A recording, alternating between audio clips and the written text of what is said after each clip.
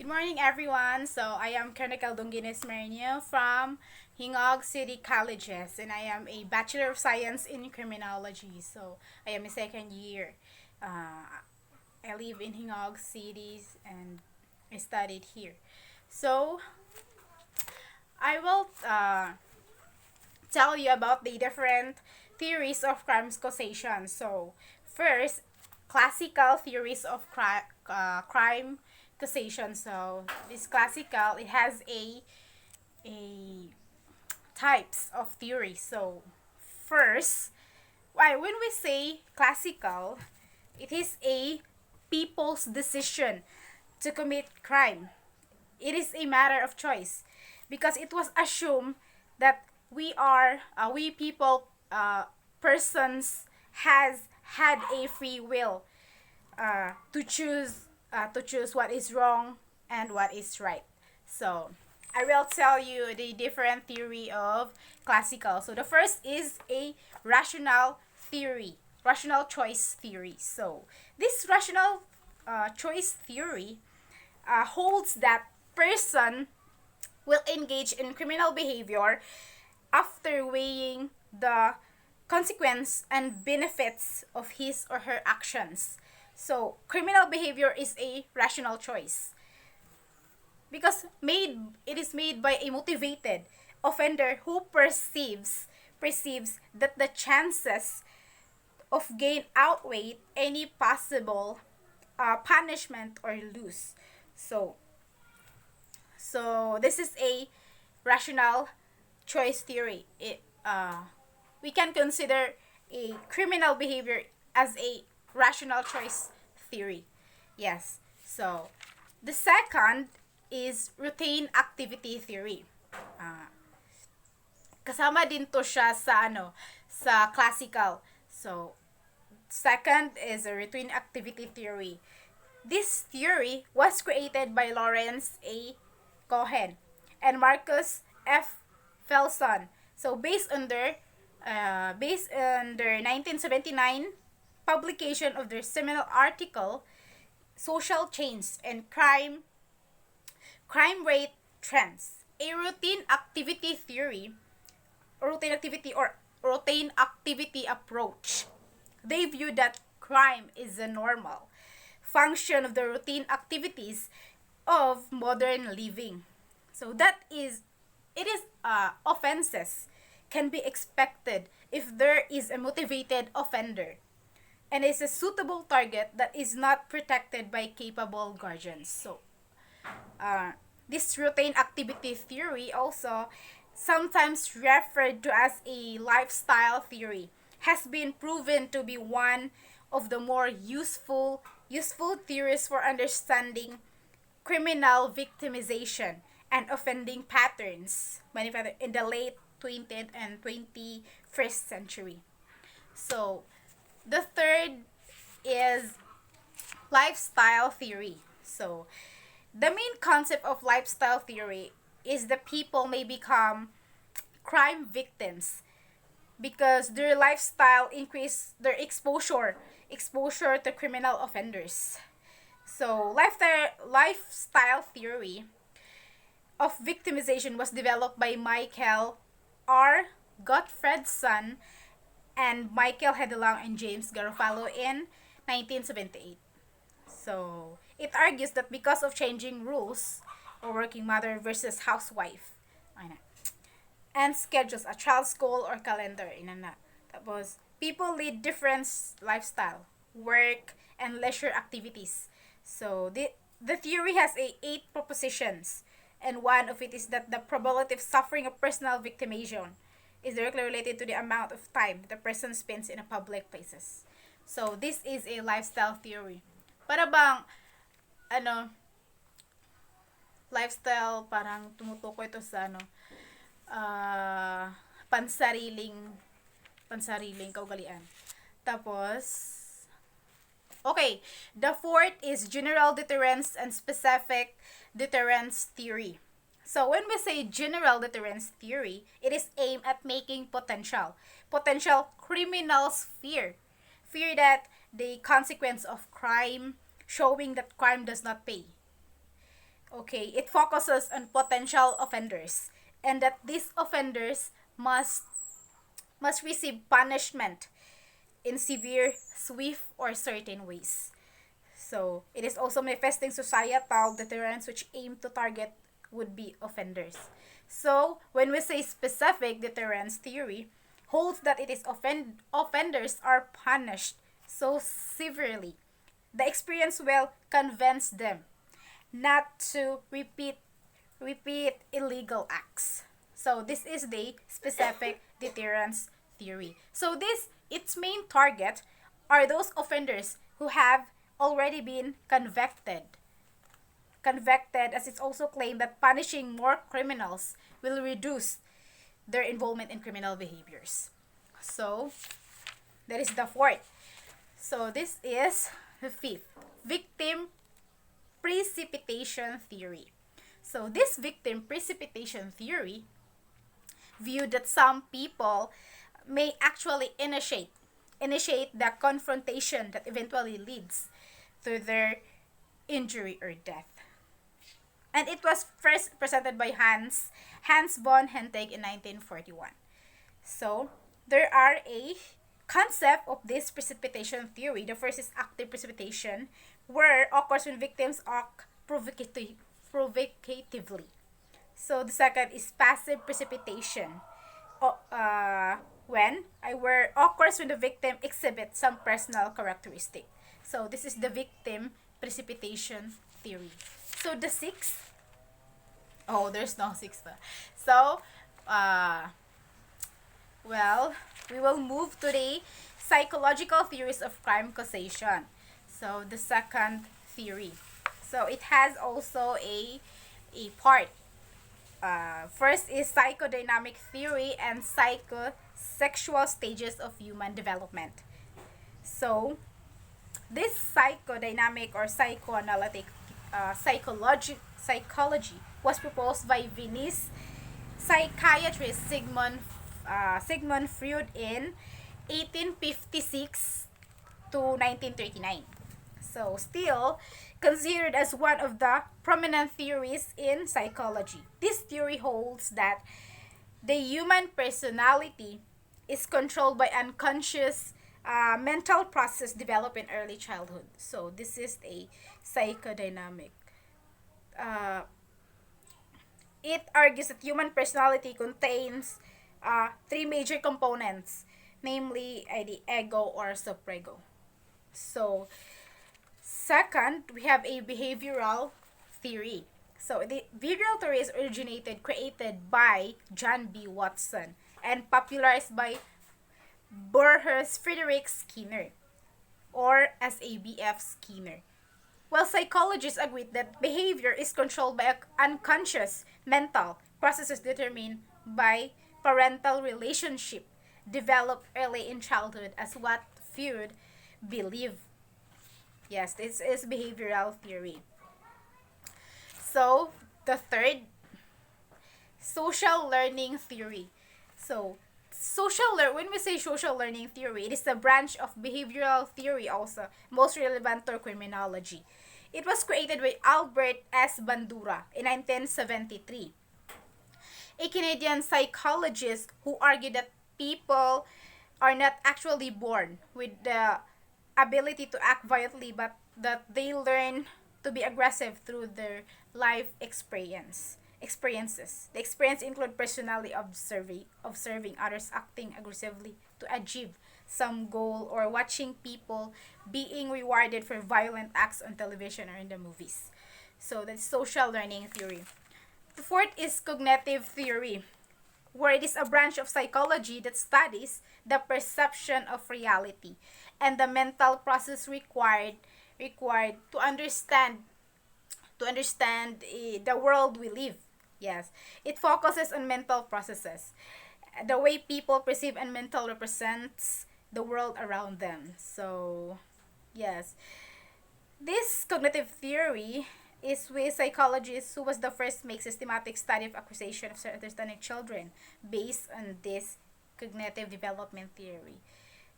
The person proposed this is Jean William Fritz Piaget. So, The fifth is moral development theory. It is a Lawrence A. Kohlberg expanded Piaget theory of cognitive development and applied the concept of development stages to issues in criminology. So his theory of moral development in 1973 was developed and depend on the thinking of the former Piaget and the American philosopher John Dewey. He suggested that people travel through stages of moral development that is a law-abiding citizens. He and associates found out that criminals were found to be lower in their moral judgment development than non-criminals of the same social background. So, moral development theory suggests that people who obey the law simply to avoid punishment or who have outlooks something that characterized with self-interest are more likely to commit crime than those who view the law as something that benefits all of the society and who honor the rights of others. So this is a moral development theory. Dahil tayo mga tao dahil may iba tayong moralidad sa ating buhay. Yes. The sixth theory is intergenerational transmission theory. Intergenerational transmission refers to the socialization and social learning that helps to explain the ways in which children growing up in a violent family learn violent rules and subsequently may play out the rules or victimizing their own adults, families as adults. So, this intergenerational transmission theory states that criminal and antisocial parents tend to have delinquent and antisocial children. So, as shown in the classic longitudinal surveys by Joanne McCord in Boston and Lee Robbins in St. Louis, the most extensive research on the concentration of offending in the families was carried out in the Cambridge stage in delinquent development. So that is a intergenerational transmission theory. So 7 is the alternative theory. Alternative theory focuses on assortative mating where female offenders tend to cohabit with or get married to male offenders. Yeah, in the 13th study in New Zealand, which is a longitudinal surveys also, of over 1,000 children from age 3. So, this alternative theory, something like, magiging criminal yung babae kapag nakapangasawa siya ng uh, criminal din na isang lalaki na mapangasawa niya. Para bang mahawa siya kung anong trabaho meron yung asawa niya. Kano parang maging criminal siya dahil criminal naman yung asawa niya. Pero at the first, hindi siya ganon. Pag lang niya, like for instance, yung magpakasal ka sa kanya, una hindi ka pa criminal, pagpakasal mo sa kanya ng laman o ano siya, tapos tinanggap mo naman, mahawa ka sa kung ano mang bagay meron siya. Kung ano yung attitude na meron siya din. Okay, so that is the alternative theory. So, we have this differential association reinforcement theory. So, differential association reinforcement theory proposed by Ernest W. Burgess and Ronald L. Akers. So, this theory suggests that the presence of criminal behavior depends on whether or it not is rewarded or punished, and the most meaningful rewards and punishment are those given by groups that are important in individual's life. So, the peer group, the family, teachers in school, etc. In other words, people respond more readily to the reaction of the most significant people in their lives. So that is a differential association reinforcement theory. So we have the Ising conditioning theory. So from the word title Ising. So Hans J. Ising in 1916 to 1997, in his theory of conditioning, claims that all human personalities may be seen in three dimensions such as psychoticism, extroversion, and neuroticism. Those who score high on measure of psychoticism are aggressive, egocentric, and impulsive. So, those who score high in measure of extroversion are sensation-seeking, dominant, and assertive. While those who score high in measures of neuroticism may be described as having low self-esteem. What he called Ising Personality Questionnaire, and found out that criminals uniformly score higher in any of those mentioned dimensions than non-criminals. So that is Ising conditioning theory. Another argument made by Ising is that humans develop a conscience through conditioning, and that criminals become conditioned slowly and appear to care little whether their social actions bring disapproval. So, may argument din si Ising dito sa kanyang conditional theory. So, this is a Ising conditional theory. So we have here integrated theory. So, integrated theory has been proposed by James Q. Wilson and Richard Julius Herrnstein. So, they explain predatory street crime by showing how human nature develops from the interplay of psychological, biological, and social factors. The main concept of this theory is that the genes and environment are factors of some individuals to form a kind of personality that is likely to commit crimes. They stated that the factors that could push the individuals to commit crime are intelligent quotient. So that is the integrated theory. So next is a material deprivation and attachment theory. Material deprivation and attachment theory has been devised by British psychiatrist Edward John M. Bowlby, who expressed the notion that a child needs warmth and affection from his or her mother or mother's substitute. That a child idea came after Bowlby experimented on infant monkeys. The said infant monkeys were given the choice between two wire monkeys. One is made of uncovered cage wire but dispenses milk, while the other is made of cage wire covered with soft fabric but did not give milk.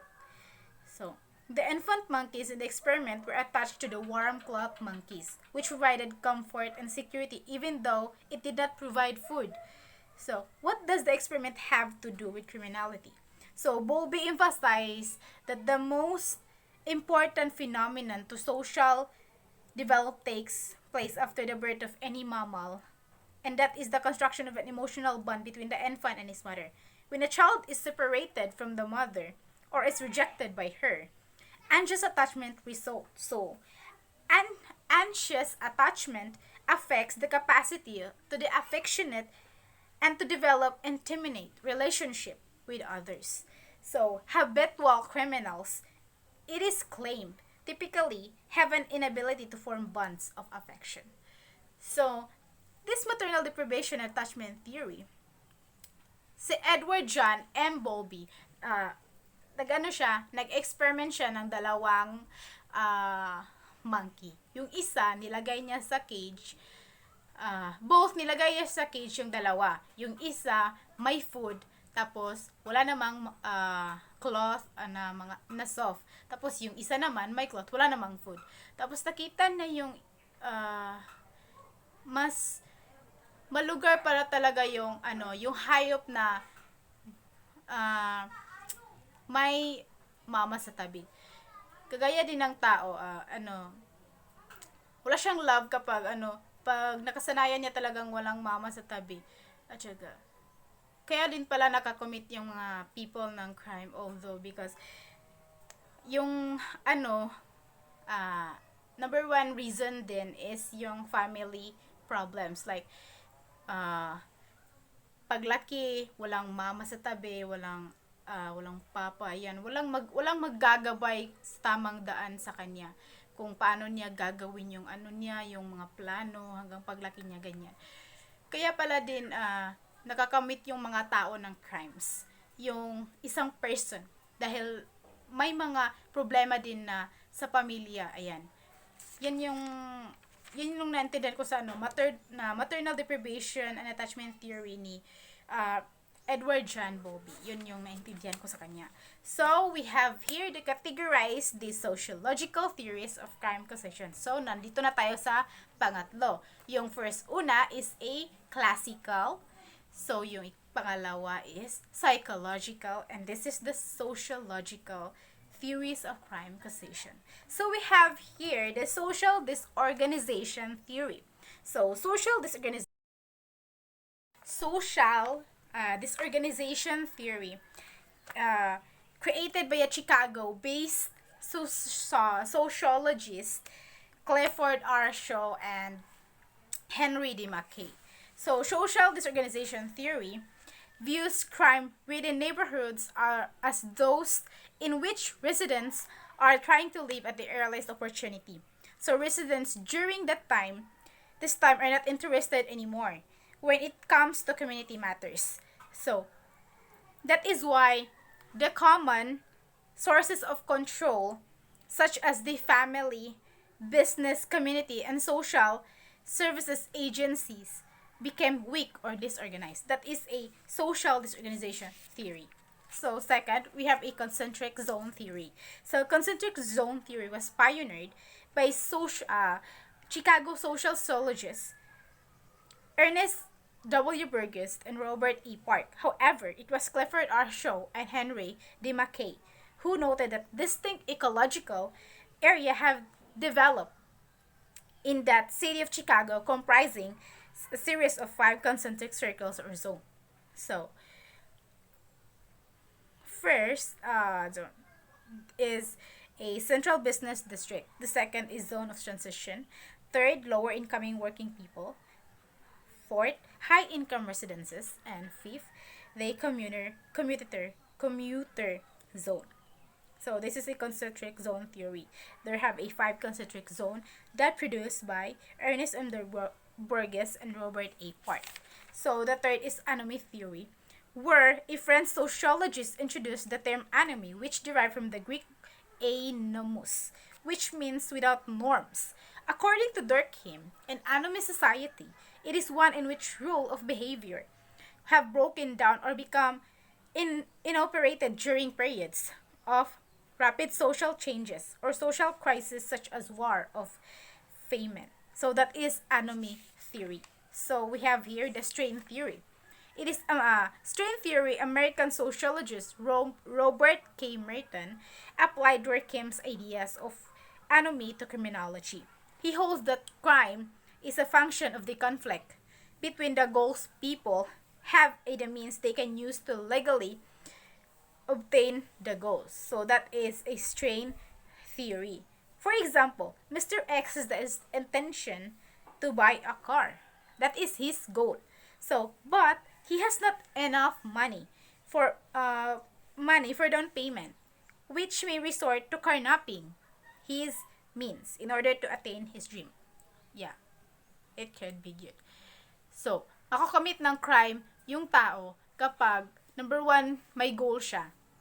Number 1 na yun, example dun sa book ng Theories of Crime Causation, na according to this book, nakakommit yung tao ng crime, especially may goals siya, then kapag gusto nang bumili ng bagay na hindi naman kaya ng pera niya, dadating yung yung pagkakataon na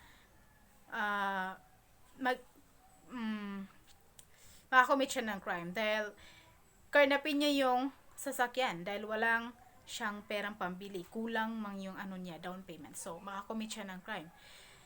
That will lead her to the immoral dahil nagkakarnap siya ng sasakyan. Yes, so we have here relative deprivation theory. So this theory is proposed by Judith R. Blau and Peter M. Blau, which clearly emphasized that a sharp division between the rich and the poor creates an atmosphere of envy and mistrust. Criminal motivation is uh, fueled by both by perceived humiliation, and the perceived right to humiliate a victim in return. For example, the live Dia and Gia are living in proximate distance. So, Dia is wealthy while Gia is poor. Every morning, Gia smells the Dia food menu bars every day. While in their home, almost every day, she finds it difficult to prepare even if dried fish only. In the long run, poor Gia may feel envious and better toward the wealthy position of her neighbor. So, time will come that because of the extreme frustration experienced by Gia, she may either rob the house of Dia. Yeah, can be also you can be you will offend a case of thief dahil ka gagawa ka ng paraan para pasukin yung bahay ng kaibigan mo, bahay ng mo ng kapitbahay, dahil poor ka, siya yung rich, tapos inggit ka sa kanya dahil meron sila lahat, tapos ikaw wala, kulang yung sa inyo, ganyan. Tapos may inggit ka, tapos dadating yung time na gusto mo nang pasukin doon kasi may gusto kang kunin dahil naaliw ka, tapos nainggit ka sa kanya, ayan, makakommit ka na naman ng crime. Kakasuhan ka naman ng nabuon pa doon ay thief ka na, tapos nakapang ka na ng bagay na hindi naman sa'yo, ganyan. That is a relative deprivation theory. So, we have here the general strain theory. So, sociologist Robert Agnew reformulated the strain theory of Robert Merton and suggests that criminality is the direct result of negative affective states. The anger, frustration, depression, disappointment, and other adverse emotions that derive from strain. In other words, ang isang tao makakakommit ng crime while may galit sa puso, frustration, stress, depression, disappointment sa friends, family, or loved ones or something. Yan, makakommit ang tao ng crime. Yan yung general strain theory na reformulated ni Robert Agnew. Pero ang strain theory ay galing kay Robert Merton. So, cultural deviance theory combines the effect of social disorganization and strain to explain how people living in deteriorated neighborhoods reacts to social isolation and economic deprivation. Mao ni ang cultural deviance theory. So, we have here a delicate subculture theory. So, Albert K. Cohen first articulated the theory in a classic book. So, delinquent boys. Cohen's position was that delinquent behavior of lower class youth is actually a protest against the norms and values of the middle class US culture. So, this is a delinquent subculture theory. So, we have here the differential opportunity theory. It is the output of the classic work of Richard A. Cloward and Lloyd Owens. Delinquency and opportunity. This theory is a combination of strain and disorganization principles into a portrayal of a gang-sustaining criminal subculture. The main concept of this theory states that people in all strata of society share the same success goals, but those in a lower class have limited means of achieving them. So that is the differential opportunity theory. Ang masasabi ko dito ay yung tayo mga tao, may iba't iba tayong standards. So, masasabi natin na may mga mayayaman, may mga mahihirap, at yung mga mayayaman, sila yung mga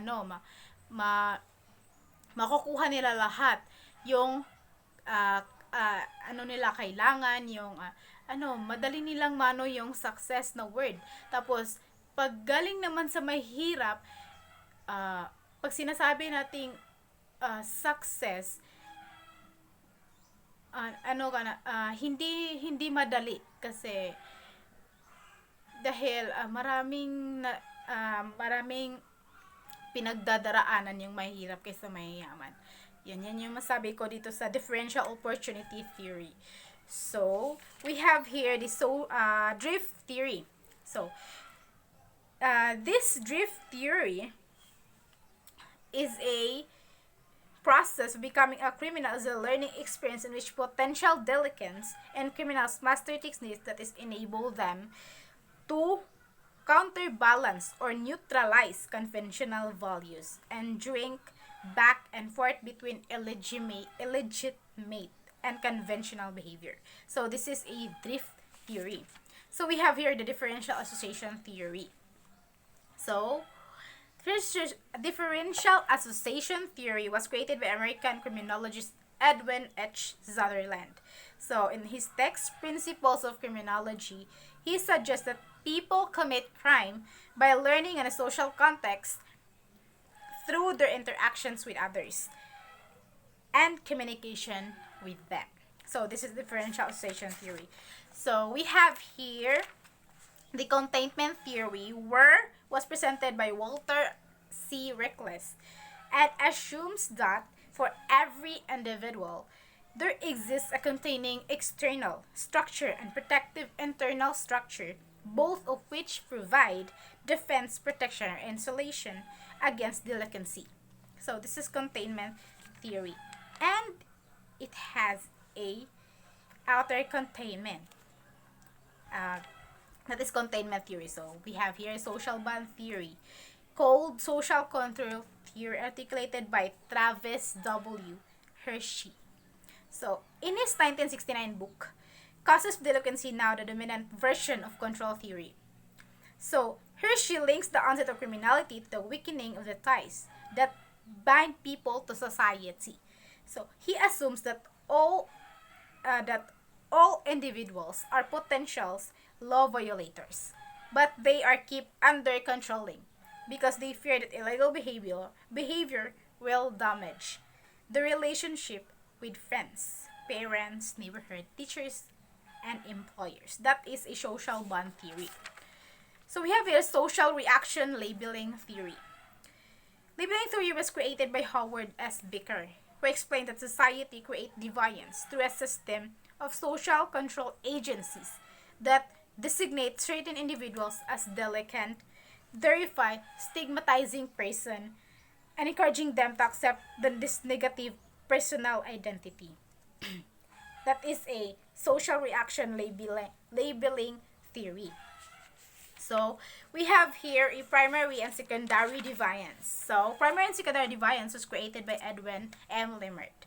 According to him, primary deviance involves norm violations or crimes that have very little influence on the actor can be quickly forgotten. So for example, a college student take a book at a campus bookstore. So he successfully steal a textbook, use it to get an A in a course. So goes on to the graduate, is admitted to law school, and later become a famous judge. So because his shoplifting got unnoticed, it is relatively unimportant event that has little bearing on his future life.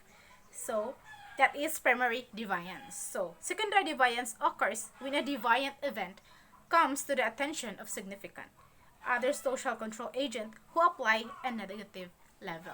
This is a secondary deviance. So almost done. We have also the fourth, the economic theories of crime causation. So we have also the part. The first is economic model of criminal behavior or basic theory. Economic model of crime by Gary S. Becker is a standard model of decision making where individuals choose between criminal activity and legal activity. On the basis of the unexpected utility from those acts, it is assumed that participation in criminal activity is the result of an optimizing individuals responding to incentives. So that is the economic model of criminal behavior. So we have here the Karl Marx theory. So Karl Heinrich Marx, in his famous Communist Manifesto, viewed crime as the product of law enforcement policies akin to labeling process theory. He also saw connection between criminality and inequities found in the capitalist system. That is Karl Marx theory. So Friedrich Engels and Wilhelm Bunger's theory. So Friedrich Engels, in his work The Condition of the Working Class in England, so portrayed crime as a function of social demoralization, a collapse of people humanity reflecting a decline in society. That is Friedrich Engels. So when we say in a Wilhelm Bunger's, it is famous for Marxist socialist concept of crime causation, which were published in 1916. So Bunger believed that crime is of social and not biological origin. But exemption of few special cases, crime lies with the boundaries of normal human behavior. So that is Wilhelm Bunger's belief. So we have here the biopsychosocial theories of crime. So it has the parts. So the first is the biopsychosocial model of crime causation.